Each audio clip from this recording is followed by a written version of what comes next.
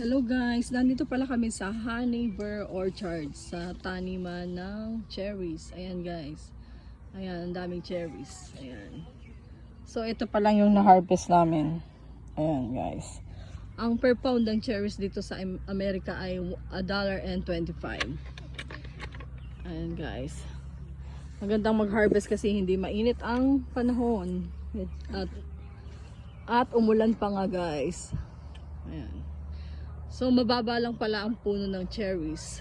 Ayan, kaya-kaya mo abutin. Kaso nga lang yung medyo mataas. Kapag kulang ka sa height, hindi mo na talaga maaabot. Kaya yung iba may dala na ladder para maabot nila yung medyo mataas. Oh, ayan, may crack na siya. Tignan natin to. Ayan. Yung iba nagkrakak na dahil sa tagal na nasa puno. Ayun guys, titignan ito sa bunga. Oh baby! What? Oh my god. It's okay. I will get the cherries. Ayan guys. Nalaglag pa yung mga na-harvest namin na cherries dito. Anahin ko na lang siya. Hugasan ko na lang siya mamaya pagdating sa bahay.